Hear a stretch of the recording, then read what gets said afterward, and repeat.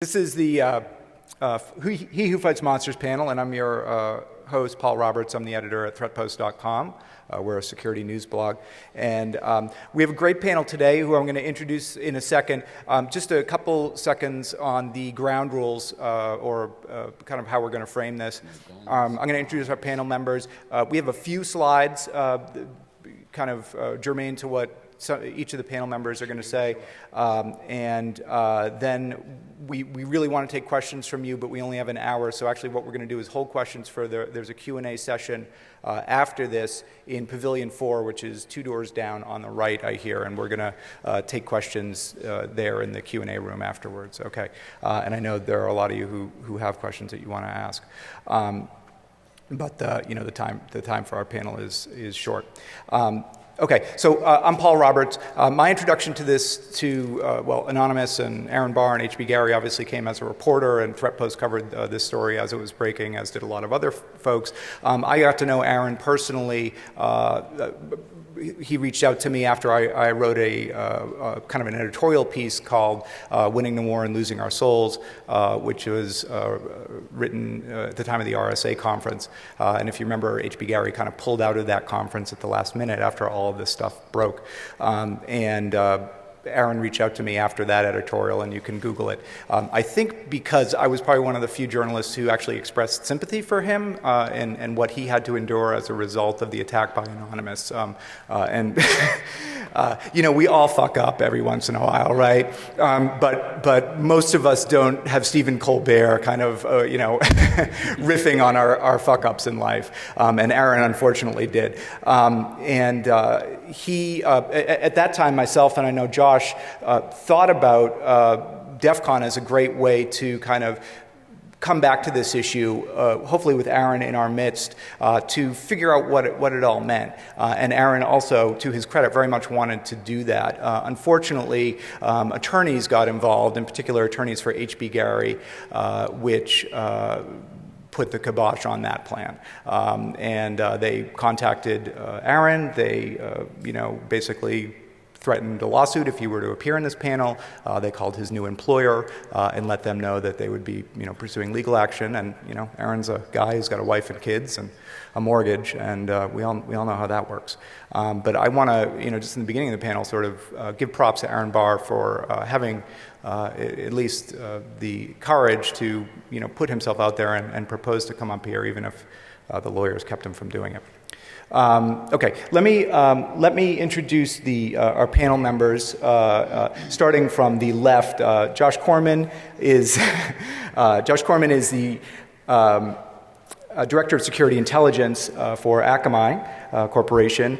He says, unless you have plans to attack him, in which case he is the Research Director for the Enterprise Security Practice at the 451 Group. Josh has more than a decade of experience with security and networking software. For real, it's a real decade, not an 8-year decade. And most recently serving as, before Enterprise Security Practice, a Research Director for the Enterprise Security Practice. Before that, Principal Security Strategist at IBM Internet Security Systems. His research cuts across sectors to the core challenges of the industry and drives evolutionary strategies, yada, yada, yada. Jericho, to his right, has been poking around the hacker security scene for 18 years. That's a real 18 years, okay, not the kind of 18 years that are only 12 years. Building valuable skills such as skepticism and alcohol tolerance.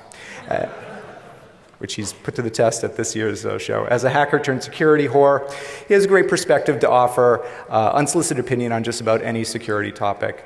He's a longtime advocate of advancing the field, sometimes by any means necessary, so we're going to talk about that. And he thinks the idea of forward thinking is quaint. We're supposed to be thinking that way all the time. No degree, no certifications, just a willingness to say things that most industry is thinking, but unwilling to say themselves. He remains a champion of security industry integrity and in small, misunderstood creatures, and you can find him at attrition.org. All right, yeah, it's here for attrition.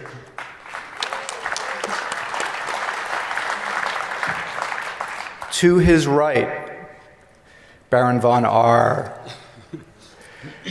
He's worked as a security professional for 13 years. That's a real 13 years, Baron? both for and with IT firms, including IBM and Command Systems. He's currently working in incident response forensic security auditing at a leading aerospace company. Baron's expertise includes ethical hacking, pen testing, social engineering, information security audits, computer forensics, stenography, open source intelligence, and the like. Okay, so he's ready to weigh in on our panel as well. And who is Baron von R? I don't know, maybe you're going to find out. Okay, here's our Twitter handles. That Baron von R Twitter handle isn't real, so don't try and follow him. Okay. I'm going to pass the mic over to my esteemed panel member, Jericho. Yeah. So to put this in perspective, raise your hand if you're not an asshole at some point in your career. I see one hand. Go ahead and leave, please. We prefer no liars. How about if you don't profit from your security work? Yeah, okay. And somebody raised their hand back there. Another liar, yeah. And so how about if you think you know the whole story behind the H.B. Gary saga, or if you think you even know half of the Anonymous saga? Well, one hand. Yeah, go ahead and get the hell out. Liar. Or wait, is that Aaron Barr? Second over here. Those are the threat post readers, actually. Okay, Aaron. Do you want to come up and be a panelist? Make sure you go to the room after this. Let's talk. Okay. So after that, does anyone want to admit that they're part of H.B. Gary? Or H.B. Gary Federal. Or Federal. They're different companies. Yeah, I know, different companies. So I know it. Huh? Do they pay you? No, but I have an email address. So, okay. When was that email address created exactly? I've had an email address there since February. So that narrows it down. We do have one member of Anonymous in the group. Confirmed. Well, he says, I have an email address at HB Gary and I don't get paid by them. So think about those questions, because a lot of what we're, as a group and as an industry, are leveling accusations at Aaron, that was really kind of a lot of the criticism, and we kind of forget to look at ourselves and say, I'm basically halfway to the monster that we claim he is. Okay. Mr. Corman. All right, is this thing on? All right, so for those who don't know philosophy, the rest of the whoever fights monsters should see to it he himself does not become one. And I saw quite a bit of cognitive dissonance over, geez, that 17-year-old anarchist in me wants to join a non-ops. And, the guy protecting a Fortune 50 network or so wants to fight them. And I basically thought it was useless to talk about white hats and black hats and gray hats. And, you dust out your advanced Dungeons & Dragons, and essentially it's not just a good versus evil thing. I mean, some people see Anon as Robin Hood, right? Chaotic good. Arab Spring, freeing oppressed people. Transparency for the win, right? Other people see it as the Joker, chaotic evil. They just want to see the world burn.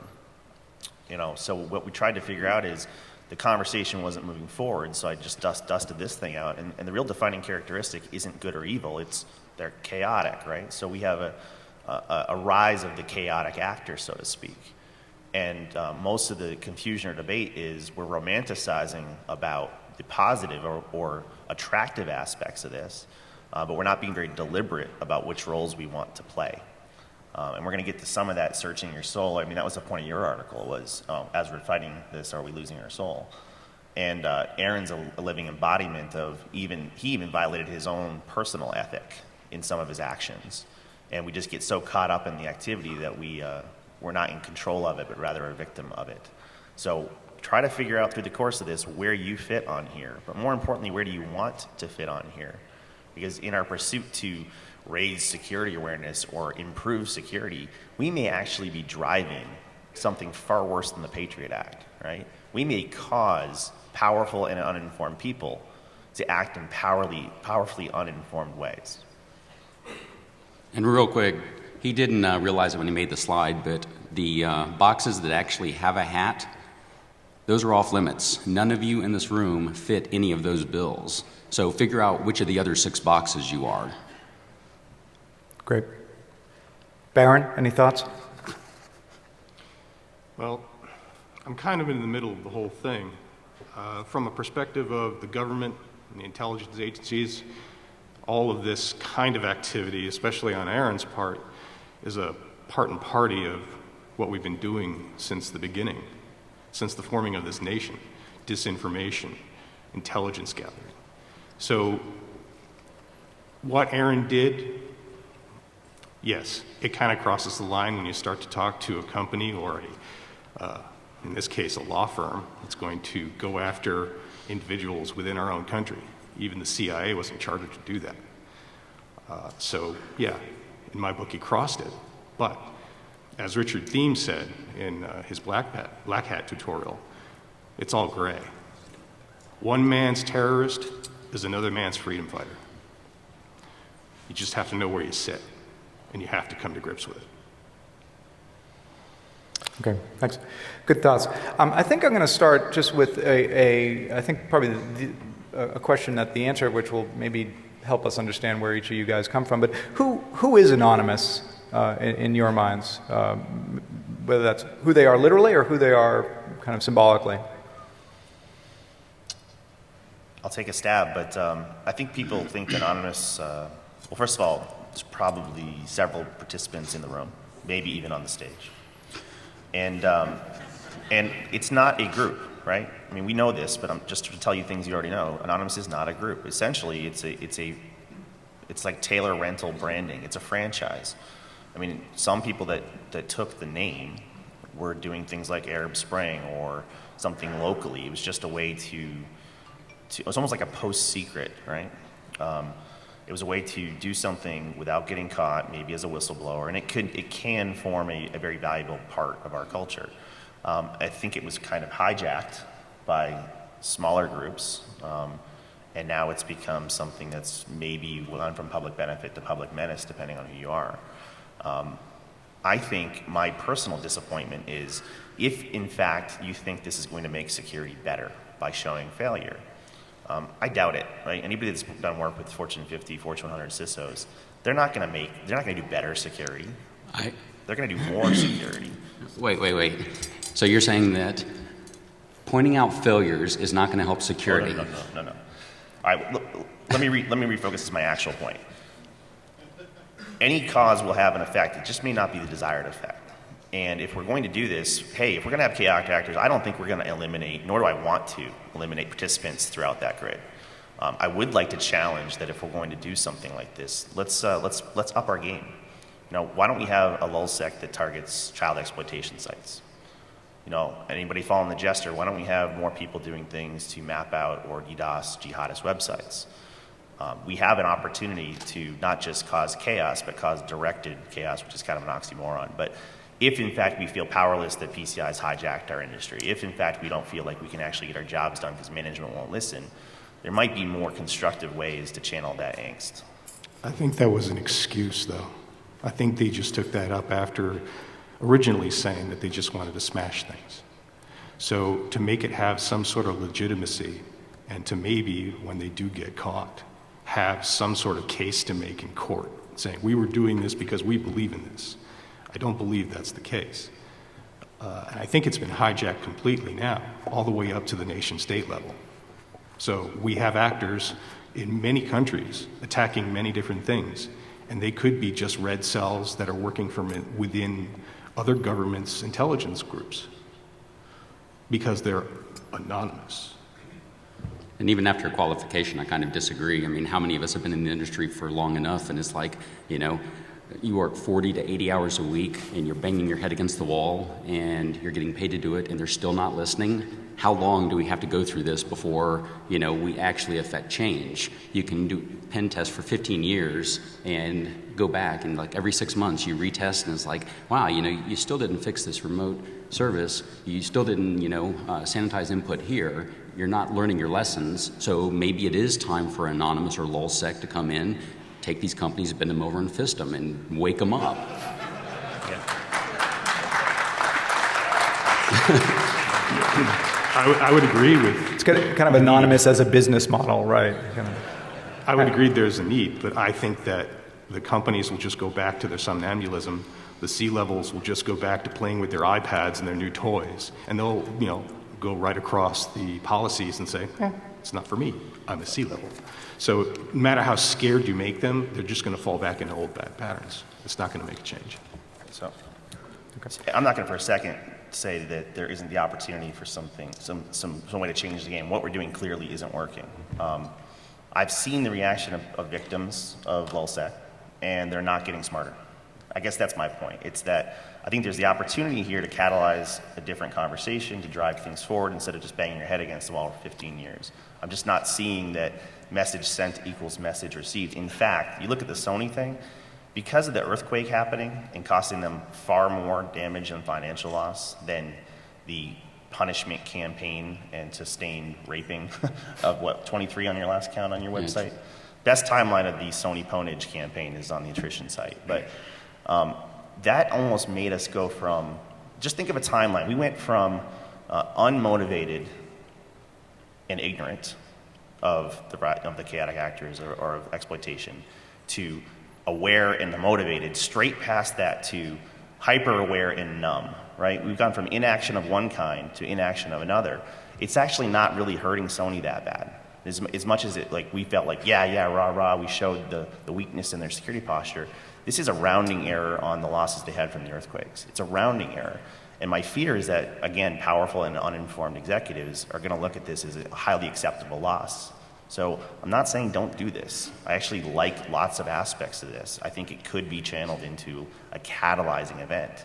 But if it's simply some reason to ignore our entire industry, then we fucked up.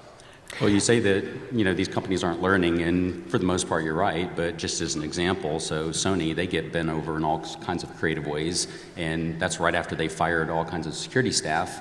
Well, are they learning? Well, maybe. There was someone very high up in the Sony security job line that was at Black Hat. Why would they send that person here, if they had fired security staff and didn't care? Maybe now they are saying, well, okay, it might be worth, this security thingy that, we hear so much about. Now, this is going to take people like myself and others to help control the narrative. I hope the press helps control a responsible narrative. But a good lesson that Anonymous and LulzSec could have done with Sony, and what I'm trying to focus away from how were they pwned, because who cares? There's a million ways to pwn them. Here's a good takeaway. If you sue a researcher who finds a vulnerability in your platform, you're going to get raped, right? If you haven't figured out the ideas behind coordinated disclosure, or that those kinds of actions have negative consequences, we've now upped the ante. So one thing they may learn is don't frickin' sue researchers. So if we can steer the lesson instead of just hope that attacking them teaches them something, we have to follow that up. Right. So, there's a long and proud history of hacktivism, and you can look at, groups like Electronic Disturbance Theater, Legions in the Underground, Cult of the Dead Cow, Federation of Random Action. Many of the hacktivist incidents that have been, documented or that we can point to are in support of political causes, human rights, and so on. I think that's sort of what Josh was getting at when he was talking about building a better Anonymous. There are certainly no shortage of issues out there that technically adept and informed people can support. Or encourage. I guess the question is Anonymous this? If you look across, we're talking about both Tunisia and Egypt, those operations, but also Sony. Okay, so Sony was really about GeoHot. HB Gary was about them being pissed off that they might get doxxed. What is the connecting thread? What is the what's the ideal that ties us all together beyond we could do it and we did? Who wants first crack? Baron? Well, I'd just like to go back to the last point for a second. It's no coincidence that hacking insurance is up. So I think a lot of companies, and I did hear about one in particular yesterday, I'm not going to mention them, but they laid off a bunch of people in security and they bought hacking insurance. Give you $100 right now if you name them. No. How many people have hacking insurance in the audience? So back to, what was the question again? There's the business meeting. I forgot. No, the question was, look, again, we can look back historically and see incidents of ideologically motivated hacktivism, again, whether it's in opposition to China, in support of Myanmar, against the Republican Party, God bless them, or what have you.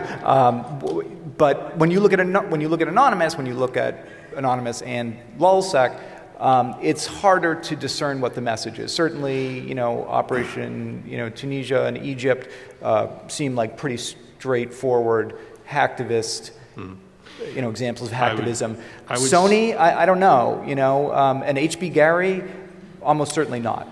Well, I would say that in the genesis of Anonymous, you had the fight against Scientology.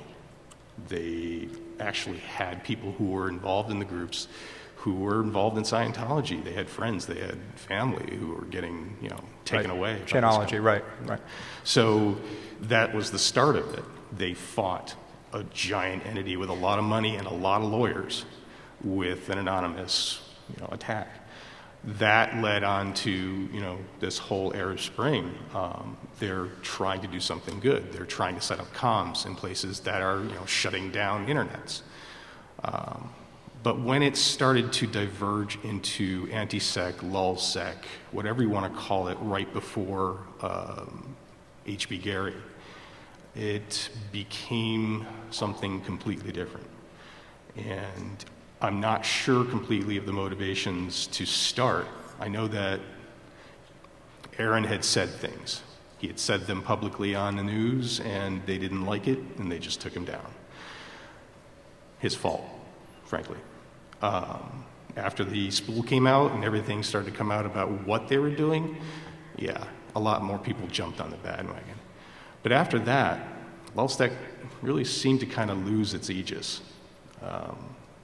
Now they're just hitting the Phoenix PD because they don't like the way the Phoenix laws are on immigration. Well, I don't like them either. But outing law enforcement officers who are bound by duty to actually carry out legislation that a legislator has put together, they have no say over? I mean, other than one vote per person? You're just putting them in danger. A CI list recently came out, evidently, too. I haven't seen it yet.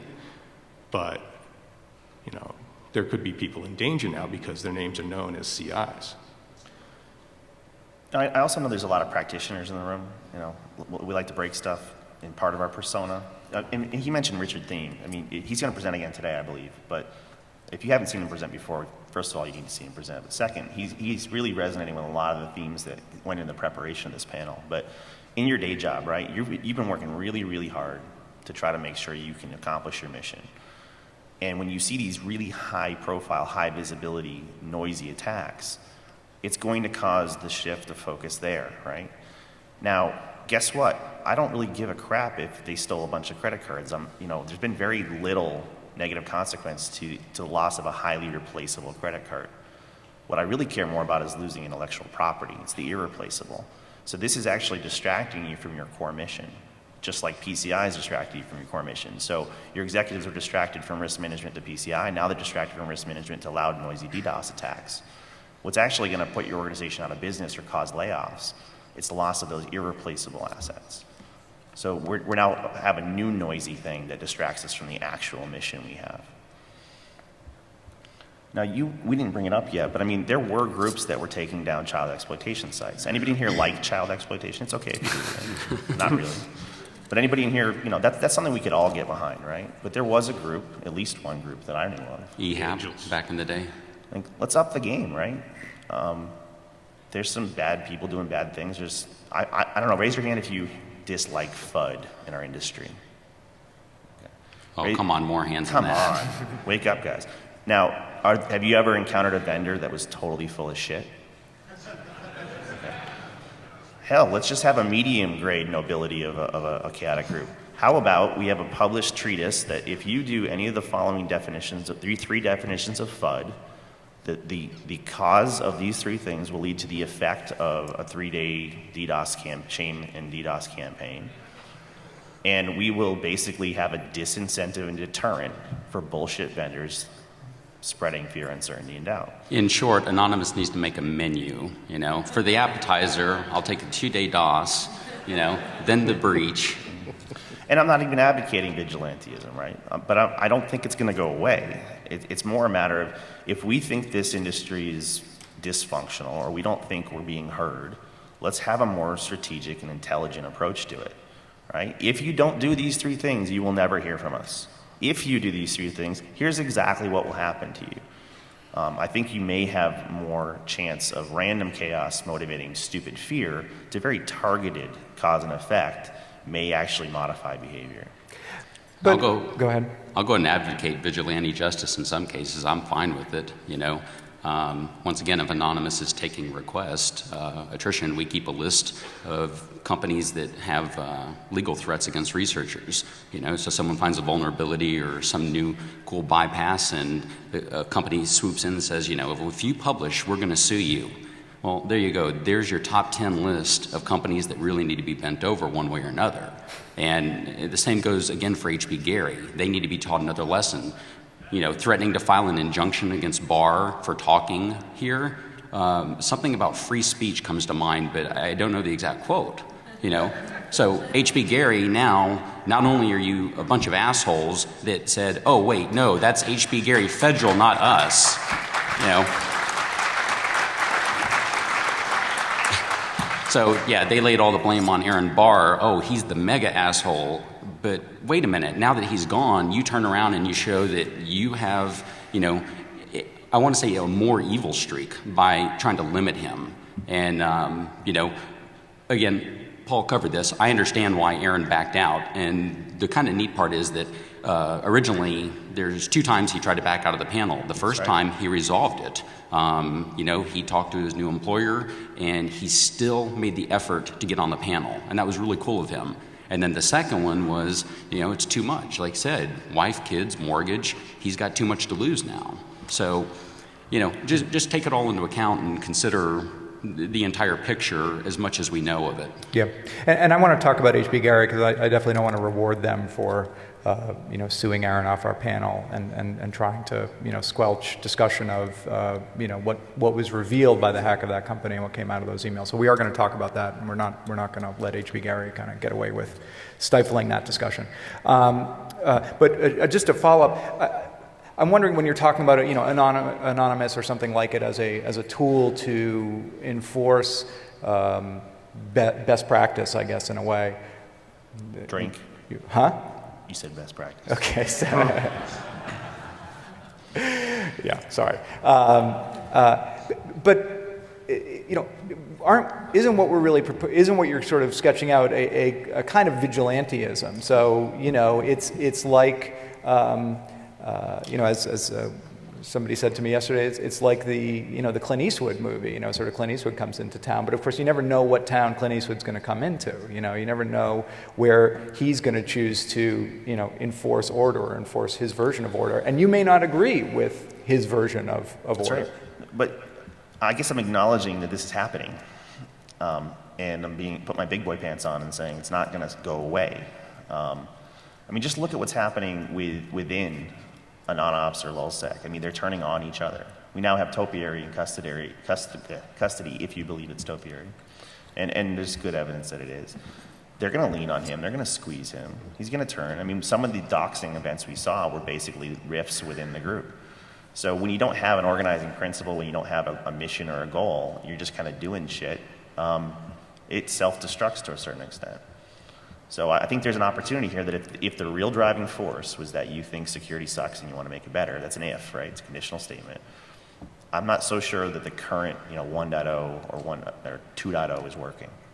Do you think the information that came out of the attack on HB Gary, including the plans, Team Themis, and the back and forth with Hunt and Williams and the Chamber of Commerce, did the transparency that we as a community gained about those types of dealings justify the attack? And a second question might be, do any of you think that the harsh light of daylight that was shown on those types of dealings have curtailed those types of contracts, projects, negotiations, discussions, either within the Beltway or anywhere else? It's been going on for a very long time in the private sector. Private sector intelligence is a very, very big business. Before Z, before Blackwater. Many former intelligence operatives go into business for themselves and do black ops type of work for companies, inside and outside of this country. So it's nothing new. It's just somebody got their hand caught. That's all. Well, I guess the real question for the audience then is the whole H.B. Gary saga, when we learned what they were doing, who was actually surprised at anything they were doing, proposing, or just spitballing? Who was honestly like, wow, I've never heard a company do this? I think I saw one hand, and that's good. Because like you said, this has been, a multi-million, if not $1 billion business. The thing is, we just don't know all the companies that have been doing it. They just haven't hit the news. Mike?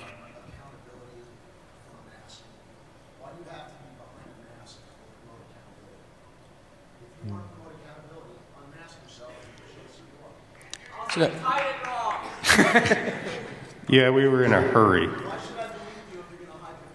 Yeah, so the question is, why do we listen to this guy if he's not willing to show his face?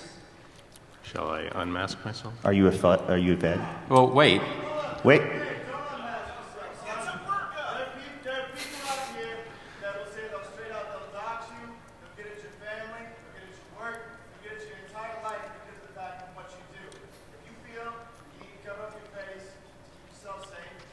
Okay, so we have two different opinions, but then the question becomes, who listens to LulzSec? When they say we hack something, but they haven't actually released the information, who believes anonymous when they say something? Let's do a quick show of hands, though. Who thinks we shouldn't listen to a fucking thing he says because maybe he's a Fed, maybe he has an agenda? We don't know who the fuck he is. Why should we listen to him? Who thinks he should unmask? Raise your hand. Come on, be more courageous. Only a couple people? Okay, just to make sure, who thinks he should stay masked?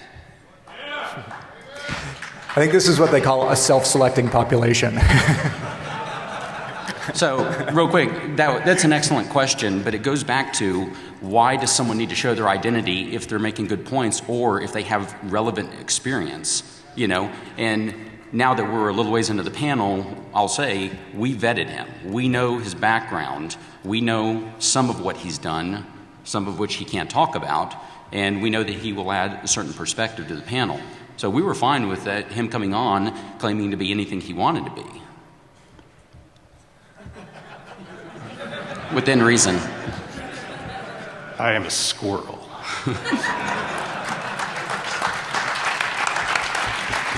New battle cry. Okay. Go ahead. As for the gentleman talking about being doxxed, I'm in the open. I've always been in the open. I'm not covert. I'm overt. So, with that. Okay, and now everyone in the audience is going, who the fuck is that anyway? We still I'm overt, but I don't have my picture out there that often. Raise your That's just a hand if you know personal who this choice. is. 4, 5, 6, yeah. So you're still masked. Yeah, I'm still masked. So in short, and that's why it's such a great question, is mask or no mask, it doesn't really matter, It's more about the message, the content. Do you want to introduce yourself to the audience? What's that? Do you want to introduce yourself? I go by the name Cryptia. I have a blog on WordPress. I've been blogging about LulzSec and Anonymous for quite some time. They know who I am. I have treaded the line where I say to them, hey, you want to out people for doing bad things? Cool. But do it right. Stop this crap where you're just, SQLing, taking down, data that's unimportant. Your last dump that I looked at, the Mantech dump, one SBU document, sensitive but unclassified. You can get it with Google. In short, he's saying you're a bunch of pussies for that one. And I did say that in the blog. So learn your target. Know what they're doing. Really, one of my last posts, I said, look, the real dirt has only come out from insiders. You had the Pentagon Papers, you had Deep Throat, And now you got Manning. Manning. The source, not the movie. Yeah, not the movie. So you've got people in the know who have access to very dirty things, who decide to speak power to truth and release that information. Now, in Bradley's case, I think from the transcripts that I've seen, he is mentally unbalanced to a certain extent because of all the crap he's gone through. Going into the military was a bad idea with where he wanted to go with his life, with reassignment. So he had a lot of pressure. And trusting that piece of shit Lamo was another And trusting royal screw-up. However, the collateral murder thing, the video, very important to be out there because there's a lot of shit that's gone on over in the Med that we don't know about. And that's just one tidbit. But that, out of all the dumps, all the cables and stuff, that was the most important thing. The rest of it, unimportant to me. Sure, there's backbiting between the United States and other countries. We deal with people we don't like. We have to. That's just the nature of the game. So if you're going to do this and you're going to find the real dirt, then find the real dirt, vet it, and give it to the papers. What WikiLeaks wanted to do and did before the cult of Julian. Real quick, building on that, and going back to the Building a Better Anonymous, which I wonder if we can do that as a consulting gig, you know. Releasing $250,000. I've already reserved the Better Anonymous domain, by the way, so. Okay, quick. Is there a lawyer to trademark this? Releasing 250,000 cables is really cool, but it's also kind of hurting your cause. There's so much noise there, and there's so many pointless documents. One of the better things they could have done is to actually go through and hand pick the top 10, top 50 or whatever, put them out one a day or something. We used to have like the HP bug of the day. Right. Leaked cable of the day. Month of browser bugs, right? Yeah, exactly. And you turn it into this kind of campaign, but you also focus on the big ones, the collateral damage. Any of the other specific cables that really out terrible things happening that the public should know about. Yep. And here's a little key for you, all you lulzies who want to do this. How do you know you have the real dirt? Right. How do you know you're not getting disinformation? Yeah, we've already shown that companies are out there doing disinformation campaigns. Has Anon or Lulz fallen into one of their traps? Mm-hmm. Have we now been fed a bunch of shit made up by the companies that we think we know something about? Okay, but let us not let H.B. Gary off the hook here, right? So, if with friends like these, who needs enemies, right? Actually, I want to make a point about this. Wait, okay. We feel so powerless against this nameless, faceless flash mob, right? That instead of focusing on, the actual adversary community, we're fighting with each other because we can, right? It's almost a Streisand effect. The act of trying to intimidate Aaron off stage such that you don't draw attention has drawn so much more attention. I've had 5 people come up to me saying, guess who my next target is? It's H.B. Gary. Now, I'm not suggesting that, but people are already thinking it, right? So, they just put a big target on themselves in the effort to suppress good guys talking about good guy stuff. Or even going after Rofalos at Black Hat for taking a picture of somebody who had the anonymous mask near their booth. They freaked out, chased him down. That's right. Okay, let me ask you. I think what we've heard you say is, look, what came out in the H.B. Gary emails was business as usual within the Beltway or elsewhere. This stuff has been going on for years. It's actually a big industry. Should we conclude from that that there was nothing untoward, that H.B. Gary and Aaron Barr hadn't crossed a line or were not proposing to cross a line? If you're not pissed off about it, there's a problem. Yeah, they definitely crossed the line. I think I am pissed off about it. That's funny, because when Aaron was on the panel, we weren't going to go there, but he's not here anymore. Yeah, no, so right. H.B. Gary and Aaron Barr, they crossed the line, but my point is that, that's business as usual for dozens of companies out there. And even then, how many companies unrelated to that entire field of, information gathering and open intel, how many of these other companies have ethical lapses? If you need to be reminded, once again, attrition errata, we keep a list of shit like that. And when you start going down this list and you realize it's like page down, page down, page down, what the fuck is this, And it goes back a long way. And that represents literally 10 minutes of work a week because we're busy doing other stuff. What happens if we actually built a real timeline? Every company that you do business with, they've done something shady in the past. And odds are they've done something shady in the past 3 months. So, but just in case people don't know, you're the journalist in the room with all the facts. So, Paul, it was the Chamber of Commerce thing that really torqued people, right? So can you give like a 30, 60-second overview of what was perceived to cross a line? What happened with the Chamber of Commerce or the emails that came out is that the law firm of Hunton & Williams, which was representing the Chamber of Commerce, we have 10 minutes. The law firm that was representing the Chamber of Commerce was working with Themis, which was Team Themis, which is a name that represented Palantir, HB Gary, and Berico, to research what the Chamber of Commerce thought was basically a corrupt organization that the SEIU and Think Progress and Change to Win were engaged in, criminal activity, basically, to try and undermine some of the Chamber of Commerce's members. And they wanted to use the tools of Palantir, the kind of data correlation tool, and HB Gary's open source intelligence, and Berico, to try and reveal that. Of course, they're not the Justice Department, so even if they had figured out that it was, a RICO violation, I'm not sure it was up to them to prosecute it. But that was what they brought to Aaron and brought to these companies to say, we have a problem and we're looking for your help with it. But I'd like to remind you that October Surprise and some of the things that Karl Rove pulled are en masse in our mainstream government. So, and these are against the other party. Okay. So we understand the Chamber of Commerce thing. I guess did the mainstream media get it wrong? I mean, did we in the press, were we too willing to buy Anonymous's interpretation of what was in those emails?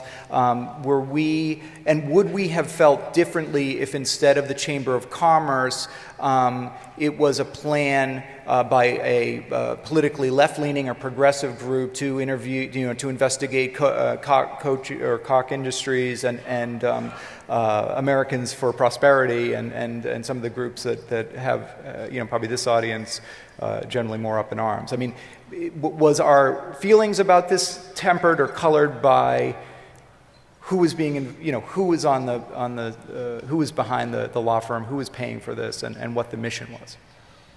Because Aaron has always said, I would have done it for anyone.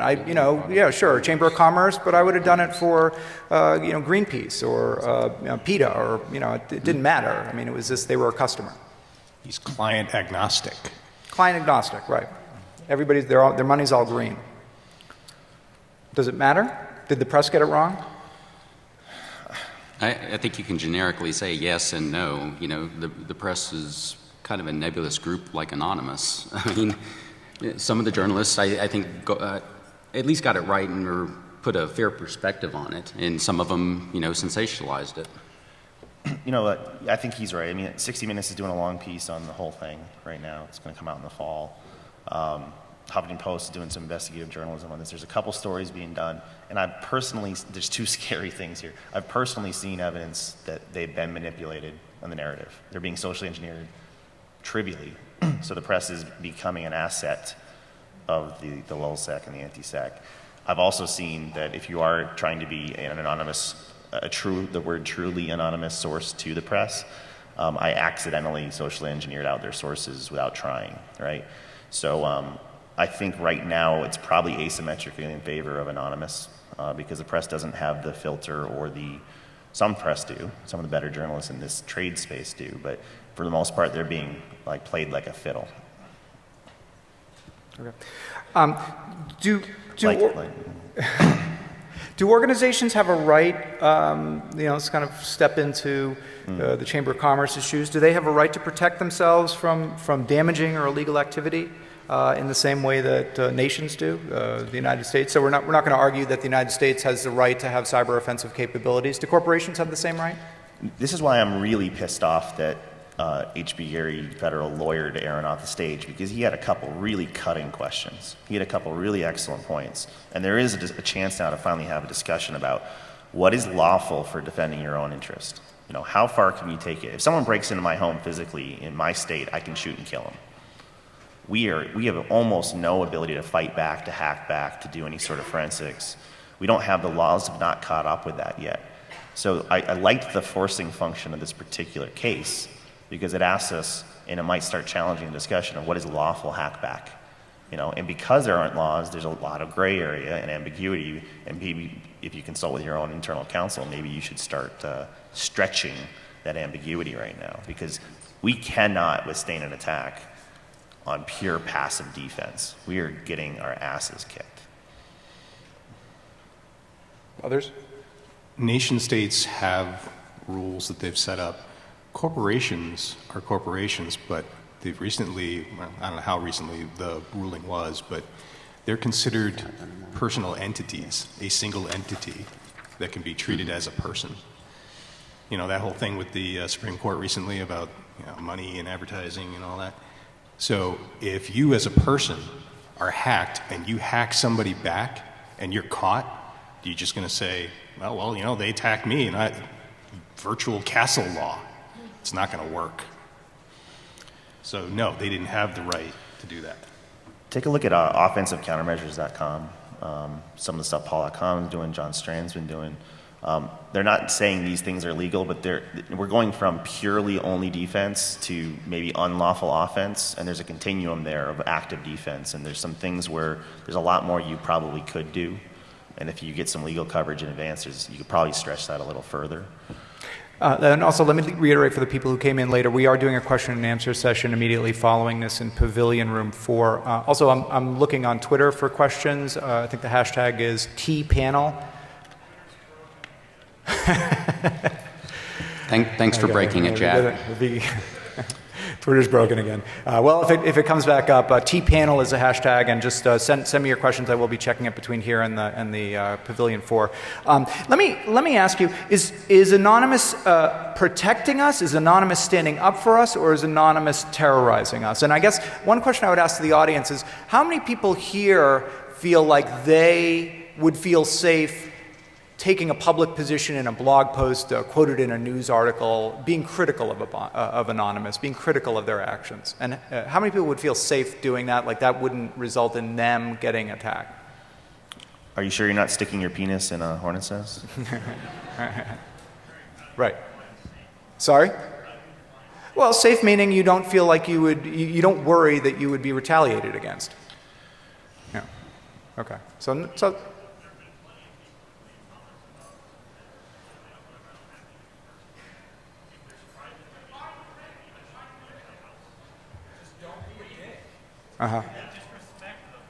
respect them, okay. What if you choose not to respect them? Well, as an example, I don't know. and real quick, that's what I mean. Some of the stuff that I've written has been like that, where I say, hey, overall they're doing some good, but this is where they need to improve. This was like really lame. It turns into constructive criticism, and they haven't attacked us. And like for example, LulzSec, they were retweeting one of my articles saying, oh look, this is a good write-up. So I think that while many people say, oh well, they're just wild, crazy kids. No, they have perspective too. They understand that what they're doing could be better, and they're not going to lash out just at anyone. They're probably going to go after the people that attack them needlessly or say something that's just really stupid. Yeah. And when I had that thing up there, I'm not saying we shouldn't have this role at all. I'm not saying that at all. There's a real opportunity that if wielded properly, this power could do a lot of good. There's also the opportunity that if wielded poorly, it's going to cause the very things we claim we don't want. Right? So it's a complex system, and when you poke here, something happens. The question is, are you poking here to cause the right things to happen, or are you going to end up in bad places. Okay. It wasn't about eliminating anonymous. It was about building a better one. Right. And I ask that as a open question. I mean, I've certainly written about Anonymous, and I've written critically about Anonymous, and I haven't been attacked, and I think a lot of journalists could say the same thing. So I'm not saying it because I have an opinion about what the answer is to that question. But only actually attacked 2 media entities that did anything that they feel was wrong, and one of them was News International, who we can all agree were doing bad things, and the other was PBS for doing a documentary that they felt was state-funded and slanted to the state's opinion. right. Everyone else who's written bad things about them, they have not attacked. Right, and that goes back to my point. Right. You know, they'll go after the ones that say really stupid things, and the rest, it's like, well, yeah, that's how journalism works. Right.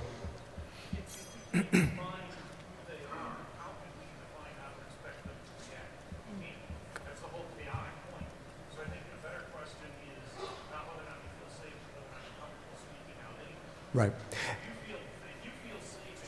We're out of time. Right.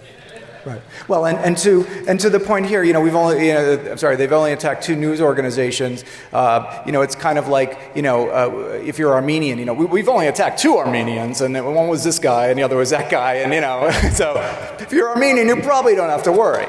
An attack's an attack. But I think I'm getting the big DEFCON X, which means we're out of time. But I thank you very much for coming today, and question and answer panel follows in Pavilion 4.